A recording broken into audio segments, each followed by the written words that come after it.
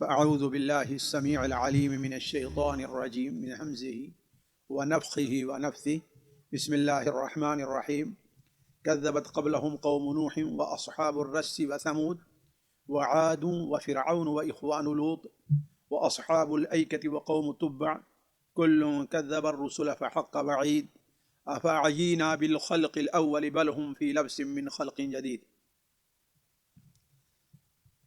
سورہ قاف کی دو مجلسیں جو گزری ہیں ان میں قرآن، توحید، رسالت اور آخرت کی حقانیت سے متعلق گفتگو چل رہی تھی۔ آج کی مجلس میں نبی کریم صلی اللہ علیہ وسلم کے لیے بطور تسلی کے اور آپ کے مخالفین کے لیے بطور تحدید کے اللہ تبارک و تعالی پچھلی قوموں کے وہ قومیں جنہوں نے اپنے وقت کے رسولوں کو جھٹلایا، ان کی تکذیب کی، ان قوموں کا انجام کیا رہا ہے اس کی طرف اشارہ کیا گیا ہے۔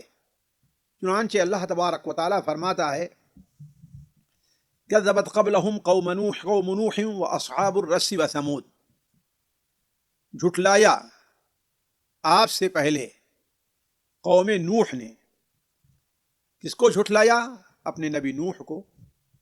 کس کو جھٹلایا؟ اپنے وقت کے نبی کو۔ کذبت قبلہم قوم نوح واصحاب الرس، اور رس والے۔ رس کے معنی ہوتا ہے کچا کنواں، جسے ہمارے یہاں کہتے ہیں، یعنی وہ کنواں جس کی میڑیں وغیرہ، جس کے جو دیوار ہے وہ دیوار وغیرہ وہ اینٹوں سے یا پتھروں سے چونا گچ کے ذریعے اسے پختہ نہ بنایا گیا۔ یہ اصحاب الرس قوم نوح کے بارے میں تو معلوم ہے کہ یہ قوم نوح علیہ السلام کی قوم تھی، اور حضرت آدم علیہ السلام کے بعد پہلی بار ان کے اندر شرک پھیلا ہے۔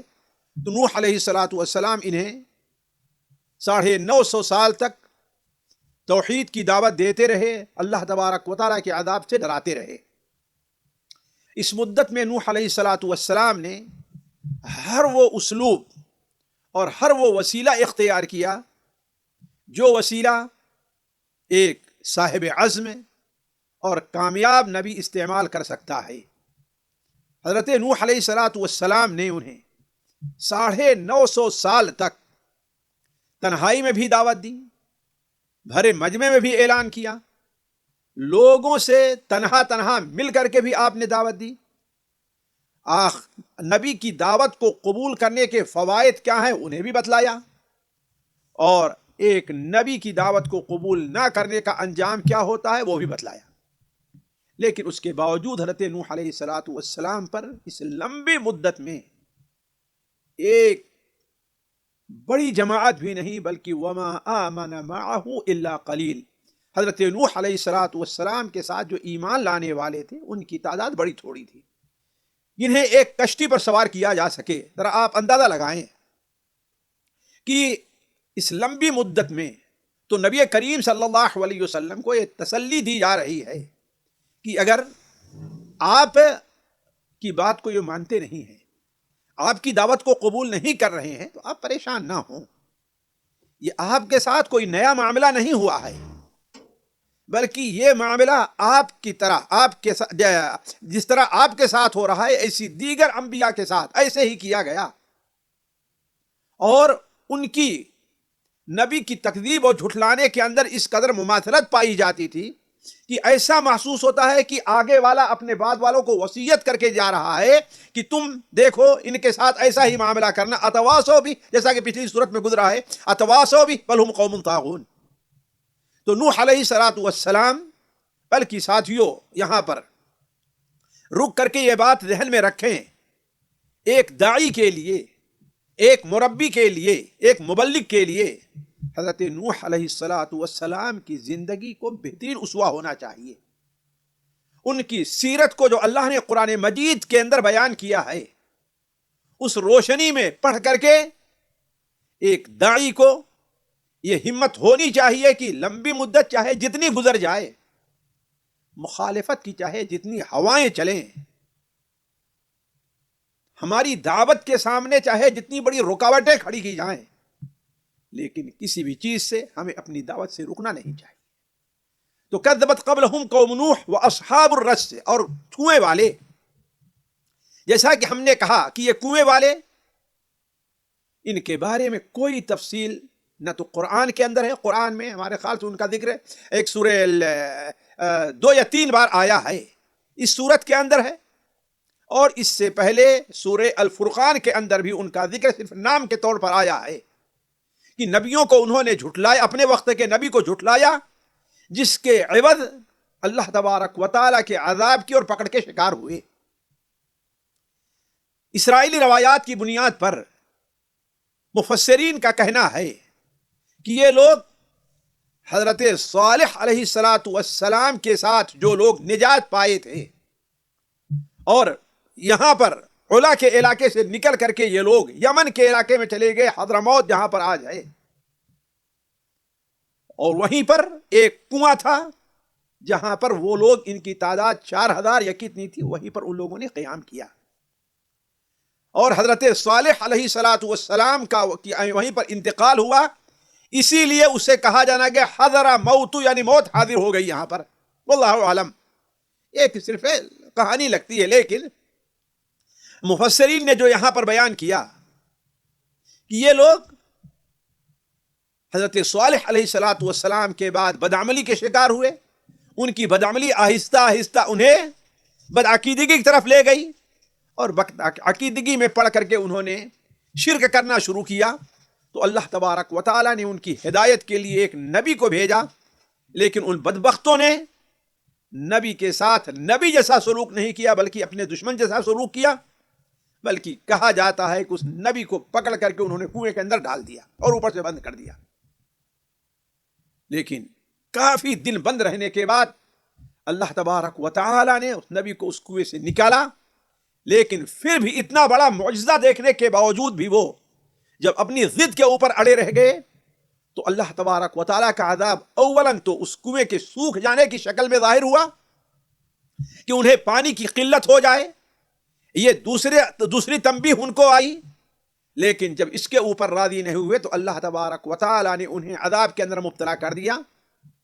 بعد مفسرین کہتے ہیں کہ سورہ حج کے اندر جو آیا ہے وَبِئْرٍ مُعَطَّلَةٍ وَقَصْرٍ مَشِيدٍ کا جہاں پر جس نبی کی طرف، جس قوم کی طرف اشارہ ہے وہ اصحاب الرس ہیں، یا امام ابن جریر طبری رحمہ اللہ وغیرہ نے اصحاب الرس سے اصحاب الاخدود مراد لیا ہے، جن کا ذکر سورہ بروج کے اندر آ چکا ہے۔ تو علی کل حال اصل چیز یہ ہے کہ جس طریقے سے اصحاب الرس نے اپنے نبی کو جھٹلایا اور ان کا انجام کیا ہوا، مکہ کے لوگوں کو اس طرف توجہ دینی چاہیے۔ وثمود، اور ثمود جانتے ہیں کون سے لوگ ہیں؟ یہ قوم ثمود حضرت صالح علیہ السلام کی قوم ہے، جو مدائن صالح جہاں پر ہے وہاں پر آباد تھے۔ انہوں نے بھی اپنے نبی کے ساتھ اس بدتمیزی کا ثبوت دیا جو کسی بھی امت کے لیے قطعاً مناسب نہیں ہے، یہاں تک کہ نبی سے اول معجزے کا مطالبہ کیا۔ جب ایک اونٹنی کی شکل میں انہیں اللہ تبارک و تعالیٰ نے ان کے سامنے معجزہ ظاہر کیا، حتیٰ کہ اس معجزے کو بھی جو اللہ تبارک و تعالیٰ کی ایک نشانی، ایک آیت تھی، حضرت صالح علیہ السلام کے بعد منع کرنے کے بعد، متنبہ کرنے کے باوجود بھی ان لوگوں نے فعقروها، اس اونٹنی کے کوچ کو کاٹ اسے قتل کیا، جس کے بعد ان کے اوپر اللہ تبارک و تعالیٰ کا عذاب آیا، جو ان کے اوپر پتھروں یا آگ کی سخت چیخ اور آگ کی شکل میں تھا۔ تو قوم نوح واصحاب الرس وثمود وعاد، اور قوم عاد جانتے ہیں کہ جنہوں نے یہاں تک دعویٰ کیا کہ من اشد منا قوہ، ہم سے بڑی طاقت والا اور کون ہوگا، یعنی اس قدر گھمنڈ میں وہ مبتلا تھے کہ اللہ تعالیٰ بیان لم یخلق مثلها فی البلاد، سبحان اللہ، ان جیسے ڈیل ڈول، صحت مند، طاقت والے اور ہنر مند ایسے لوگ اس روئے زمین پر پیدا نہیں کیے گئے۔ لیکن جب انہوں نے اللہ تبارک و تعالی کے نبی کی تکذیب کی، انہیں قتل کرنے کے در پہ ہوئے، تو اللہ تبارک و تعالی نے ایک لطیف چیز ہوا کے ذریعے ان لوگوں کو ذلیل کیا، رسوا کیا اور عذاب کے اندر مبتلا کر دیا۔ وہ فرعون کا معاملہ واضح ہے، یہ اللہ تبارک و تعالی نے فرعون کو، یہ مکہ کے لوگوں کو متنبہ کرنا ہے کہ فرعون جو اس قدر کبر اور غرور کے اوپر آمادہ ہو چکا تھا کہ کہتا تھا کہ انا ربکم الاعلی، سبحان اللہ، اور اپنی قوم کو رسوا کر کے رکھا، فاستخف قومه فاطاعوه، رسوا کیا، اور یہ کہتا رہا کہ هذه الانہار تجری من تحتی، دیکھتے نہیں ہو تم لوگ کہ میری قدرت کا یہ عالم ہے، اللہ تعالیٰ کے نزدیک میرے محبوب ہونے کا یہ عالم ہے کہ یہ نہریں میرے نیچے بہ رہی ہیں۔ لیکن جب قوم فرعون کو متعدد بار متنبہ کرنے، حضرت موسیٰ علیہ السلام کو 9 نشانیاں معجزے اللہ تبارک و تعالیٰ نے دیے، جب بھی کوئی معجزہ دیکھتے تو کہتے وقالوا یا ایھا الساحر ادع لنا ربک، اے ساحر، اے جادوگر، اس وقت جادوگر بطور تند کے نہیں تھا، اس لیے عالم کو کہا کرتے تھے کہ آپ اپنے رب سے دعا کیجئے، لئن کشفت عنا الرجز لنؤمنن لک ولنرسلن معک بنی اسرائیل، اگر آپ کی دعا سے ہمارے اوپر سے یہ مصیبت ٹل گئی تو ہم آپ کے اوپر ایمان بھی لے آئیں گے اور بنو اسرائیل کو آزاد کر دیں گے آپ کو ساتھ جانے کے لیے۔ لیکن جب بھی ان کے اوپر سے عذاب ختم ہوتا، پھر اپنی بد دینی اور اپنی بدعملی پر اتر آتے اور موسیٰ علیہ السلام کو تنگ کرنے لگتے، تو اللہ تبارک و تعالی نے انہیں جس پانی کے بارے میں کہے کہ میرے نیچے نہریں جاری ہیں، اللہ تعالیٰ اسی پانی کو ان کے اوپر سے گزار دیتا ہے اور وہ ہلاک ہو جاتے ہیں۔ وہ فرعون و اخوان لوط، اور کون؟ لوط کے بھائی یعنی قوم لوط، جو یہی غور اردن کے اندر آباد تھے اور ایک ایسی برائی میں مبتلا ہو گئے تھے کہ دنیا نے اس سے پہلے وہ برائی دیکھی نہیں تھی۔ وہ برائی کیا؟ یعنی اپنی جنسی خواہش پوری کرنے کے لیے جو ان کے لیے اللہ نے عورتوں کو پیدا کیا ہے، اس کو چھوڑ کر کے وہ اپنی خواہش مردوں سے پوری کیا کرتے تھے، ان کی عورتیں اپنی خواہشیں عورتوں سے پوری کیا کرتی تھیں۔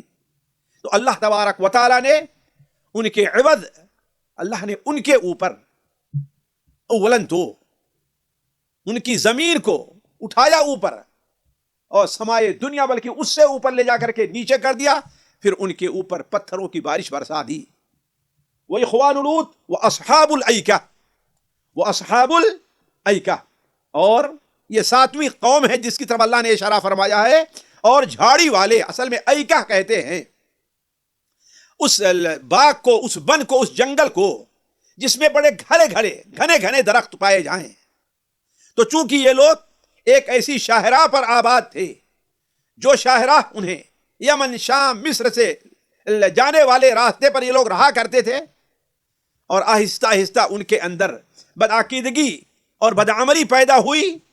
تو سب سے پہلی بدعقیدگی تو اللہ تعالیٰ کے ساتھ شرک تھا جو اللہ کے حق تلفی تھی، اور سب سے پہلی بدعملی ان کے اندر یہ تھی کہ ناپ اور تول میں کمی کر کے اپنا حق تو پورا لیتے تھے، لیکن دوسروں کا حق دینے میں بخالت سے کام لیا کرتے تھے اور دوسروں کا حق نہیں دیتے تھے۔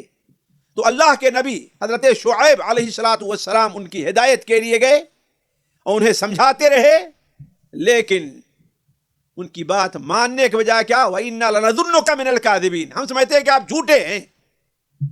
یہاں تک انہیں متنبہ کیا، دھمکی دیا کہ اَوْ لَتَعُودُنَّ فِي مِلَّتِنَا، یا تو آپ ہمارے دین طرف واپس آئیے، ہماری بات مانیے، یا ہم یہاں سے آپ کو نکال بھگاتے ہیں۔ جب آخر نہ ہوا تو حضرت صالح علیہ السلام اس قوم کو، اصحاب الایکہ کو، اللہ تبارک و تعالیٰ نے اولاً تو ان کے اوپر سخت دھوپ اور سختی مسلط کی، اور جب پانی کے لیے وہ لوگ دوڑے، سایہ چاہنے لگے، تو یوم الظلہ ان کے اوپر ایک بدلی سی چھائی، یہاں پر ٹھنڈا ہوگا، اور جیسے بدلی کے نیچے جاتے ہیں ان کے اوپر آگ اور پتھروں کی بارش ہو جایا کرتی ہے۔ تو اس طریقے سے وہ لوگ ہلاک ہوئے۔ وقوم تبع، اور 8ویں قوم جس کی طرف اشارہ کیا ہے، قوم تبع۔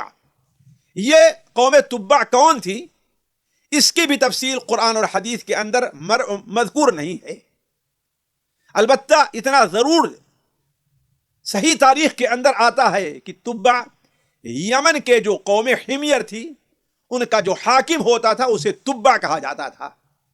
یہ اپنے وقت میں دنیا کا سب سے بڑا بادشاہ اور یہ علاقہ دنیا کا سب سے مالدار علاقہ تھا.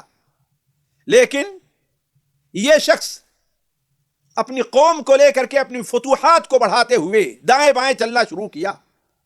مصر گیا، وہاں پر فتح کیا. شام عراق کو فتح کرنے کے بعد جب جزیرے عربیہ میں دوبارہ پلٹتا ہے تو کہا جاتا ہے کہ مدینہ منورہ کا اس نے محاصرہ کر لیا. اور اہل مدینہ جو فعلاً جنگجو تھے اس سے لڑائی کرتے رہے، 1 دن 2 دن 3 دن، یہاں تک کہ ایک یہودی نے وہاں سے نکل کر کہا کہ دیکھو یہ آخری نبی کا مسکن ہے، یہاں پر جو آخری نبی آنے والا ہجرت کر کے آئے گا تمہارا قبضہ اس کے اوپر نہیں ہو سکتا. یہ بات اسے عجیب لگی. مزید تحقیق کرتے ہوئے کہا جاتا ہے کہ وہ مکہ مکرمہ تک بھی گیا جہاں خانہ کعبہ تیار تھا، اور کہا جاتا سب سے پہلے خانہ کعبہ کو غلاف اس نے پہلایا. اس وقت اسلام دین یہودیہ جیسے قبول کیا، اور جب اپنی قوم کے پاس واپس گیا تو قوم نے اس کی باتوں کو قبول کرنے سے انکار کر دیا. اور جب قوم اپنی ضد کے اوپر اڑی رہی تو اللہ تبارک و تعالیٰ نے ہلاک اور برباد کر دیا. واللہ عالم. تو اللہ تبارک و تعالیٰ نے ان 8 قوموں کی مثال دے کر کے، جنہیں اہل عرب اچھی طریقے سے جانتے تھے، بنو اسرائیل سے سنتے تھے ان کے بارے میں، تو اللہ تعالیٰ فرماتا ہے کل کذب الرسل، ان تمام لوگوں نے اپنے وقت کے رسولوں کو جھٹلایا ہے. اپنے وقت کے رسولوں کو جھٹلایا، یہ تمام رسولوں کو جھٹلایا، اس لیے کہ ایک رسول کا جھٹلانا تمام رسولوں کا جھٹلانا مانا جاتا ہے. ایسے فرمایا گیا کذبت قوم نوح المرسلین، قوم نوح نے رسولوں کو جھٹلایا، حالانکہ ایک ہی رسول ان کی طرف آیا ہوا تھا. اس کی وجہ علماء یہ بیان کرتے ہیں کہ ایک رسول کی تکذیب گویا تمام رسولوں کی تکذیب ہے، اس لیے کہ جس طریقے سے یہ رسول اللہ کی طرف سے فرستادہ ہوتا ہے ایسے دوسرے بھی رسول ہیں، لہذا ایک رسول کو، ایک نبی کی نبوت کو جھٹلانا یہ کفر ہے، جس کی وجہ سے انسان گویا تمام نبیوں کو جھٹلا رہا ہے. تو کل کذب الرسل، تمام نے رسولوں کو جھٹلایا. تو کیا ہوا؟ فحق وعیدی، میری وعید یعنی عذاب کا وعدہ جو ہم نے رسولوں کے زبانی میں کیا تھا وہ حق ہو گیا اور ثابت ہو گیا. تو گویا اہل مکہ کو یہ تنبیہ کی جا رہی ہے کہ اگر تم بھی اپنے رسول کو اسی طریقے سے جھٹلاتے رہے جس طریقے سے تمام دیگر قوموں نے جھٹلایا ہے تو اللہ تبارک و تعالیٰ کا عذاب تمہارے اوپر بھی آنے والا ہے، اسے کوئی روک نہیں سکتا. فحق وعید. آگے اللہ تبارک و تعالیٰ انہیں متنبہ کرتے ہوئے یہ فرما رہا ہے کہ تم لوگ آخر کس وجہ سے اس شک کے اندر ہو کہ اللہ تعالیٰ تمہیں دوبارہ نہیں پیدا کر سکتا. اللہ تبارک و تعالی کا علم بھی بہت وسیع ہے اور وہ جانتا ہے کہ تم سڑ گل جانے کے بعد کہاں کہاں پر جا کر کے تمہارے جسم کے اعضاء ہیں، اللہ تعالیٰ سب کو جمع کر سکتا ہے. اللہ تعالیٰ قدرت بھی رکھتا ہے کہ جس نے تمہیں پہلے پیدا کیا ہے وہ یہ بھی قدرت رکھتا ہے کہ اللہ تبارک و تعالیٰ تمہیں دوسری بار بھی پیدا کرے.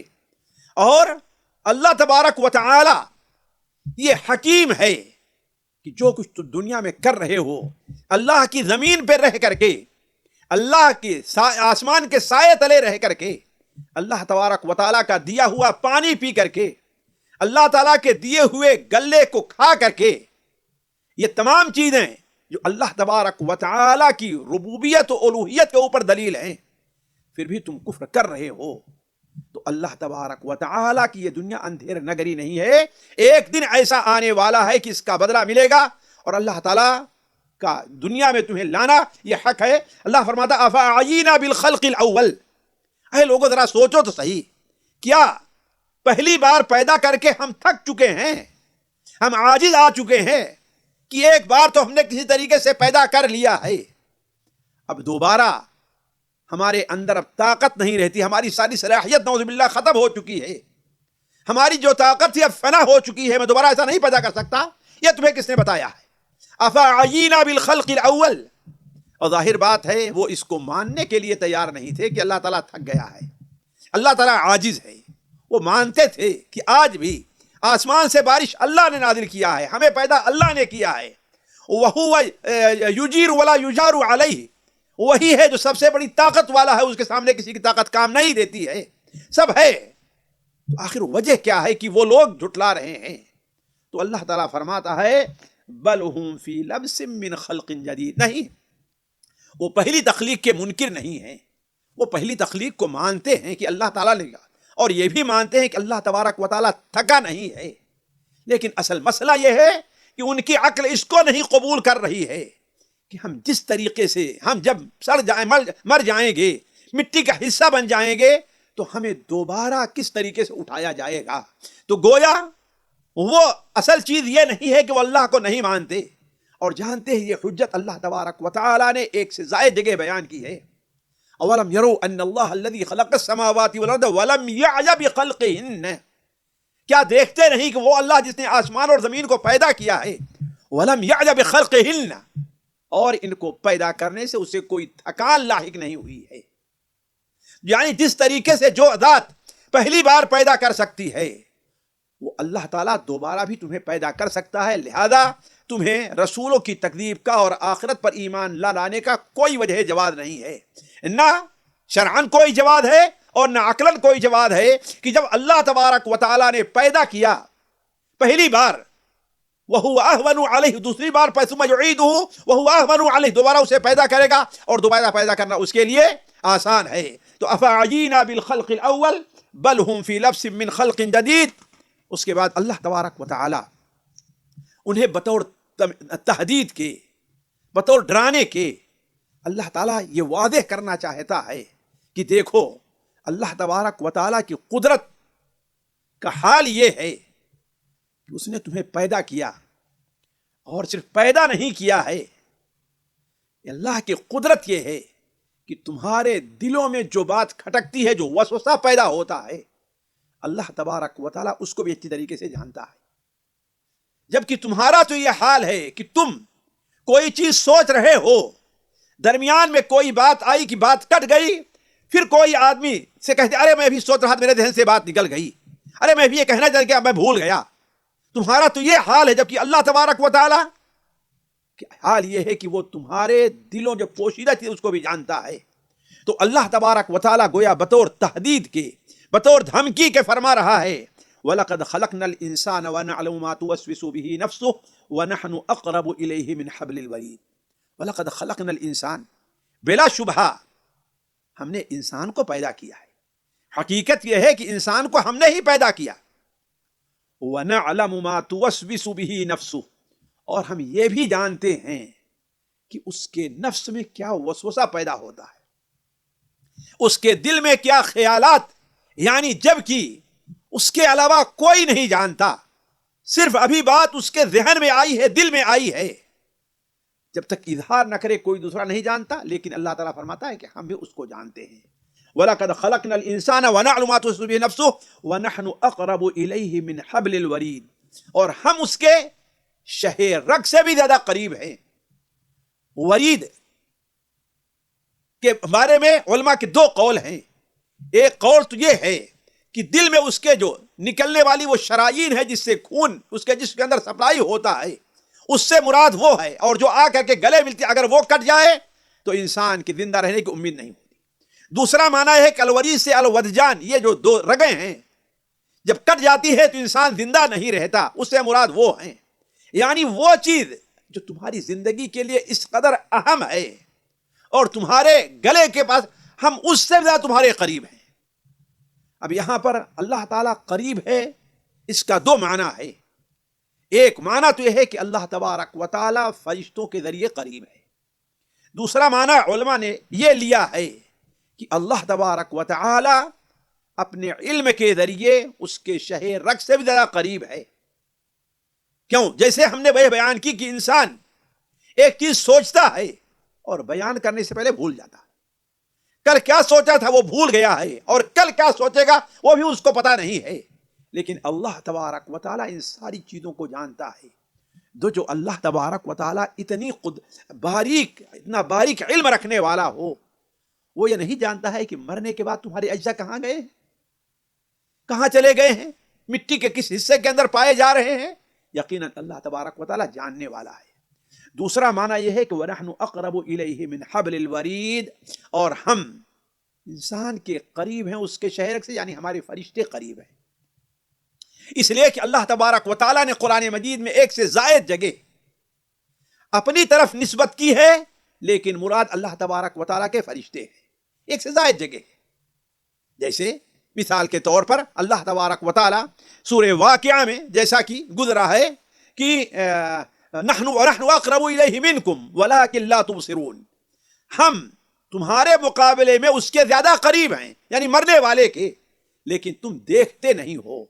یعنی اللہ تبارک و تعالیٰ کے فرشتے وہاں پر کیا ہیں؟ قریب ہے، اس لیے کہ اللہ تعالیٰ کے فرشتے ہی. اسی طریقے سے اللہ تعالیٰ نے جو بیان کیا ہے لا تحرک بہ لسانک لتعجل بہ ان علینا جمعہ وقرآنہ، میرے اوپر ہی قرآن جمع وقرآنہ، اس کو پڑھانا ہے. فَإِذَا قَرَأْنَاهُ، جب ہم آپ کو پڑھائیں، حالانکہ آپ نہیں پڑھاتے ہیں، جبرائیل پڑھا رہے تھے. فَإِذَا قَرَأْنَاهُ فَاتَّبِعْ قُرْآنَهُ، آپ نہیں پڑھا رہے، اللہ تعالیٰ پڑھا رہا تھا آپ کو. کون؟ حضرت جبرائیل پڑھا رہے تھے. تو اسی طریقے سے اور بھی بہت سی مثالیں ہیں کہ قرآن مجید میں اللہ تعالیٰ نے کسی عمل کی نسبت اپنی طرف کی ہے، اور اس سے مراد اللہ تبارک و تعالیٰ کے فرشتے ہیں. اسی لیے امام ابن کثیر رحمہ اللہ وغیرہ نے اسی کو راجح قرار دیا ہے.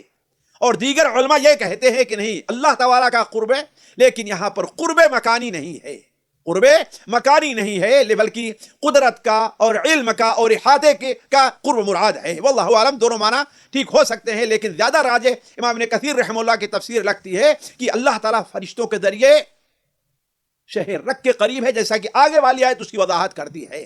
تو وَلَقَدْ خَلَقْنَا الْإِنسَانَ وَنَعْلَمُ مَا تُوَسْوِسُ بِهِ نَفْسُهُ وَنَحْنُ أَقْرَبُ إِلَيْهِ مِنْ حَبْلِ الْوَرِيدِ. کب ہوگا یہ؟ اِذْ يَتَلَقَّى الْمُتَلَقِّيَانِ، یاد کرو اس وقت کو. تلقّى، یتلقّى کے معنی ہوتا ہے حاصل کرنا، لے لینا. وَإِنَّكَ لَتُلَقَّى الْقُرْآنَ مِنْ لَدُنْ حَكِيمٍ عَلِيمٍ. القاء. تو اِذْ يَتَلَقَّى الْمُتَلَقِّيَانِ عَنِ الْيَمِينِ، متلقیان دو ملنے والے. جب یتلقى المتلقیان، دو ملنے والے، لینے والے دو، تلقہ لے لیتے ہیں. یعنی جب تمہاری بات کو، ہر قول کو، ساتھیوں اسی لیے علماء کہتے ہیں کہ یہ آیت تحدید کے طور پر اور تنبیہ کے طور پر بڑی اہم ہے. انسان کو اللہ تبارک و تعالیٰ کی قدرت اور انسان کے اوپر اللہ تعالیٰ کے غلبہ اور انسان کے تمام اعمال چھوٹے اور بڑے کے احاطے سے متعلق یہ آیت بڑی اہم ہے. اسی لیے انسان کو خوف کھانا چاہیے اس آیت سے. اذ يتلقى المتلقيان عن اليمين وعن الشمال قعيد، جب دو لینے والے لے لیتے ہیں، عن الیمین وعن الشمال قعید، دائیں طرف اور بائیں طرف سے کیا ہے؟ وہ بیٹھے ہوئے ہیں. وہ دونوں کون؟ دو لینے والے.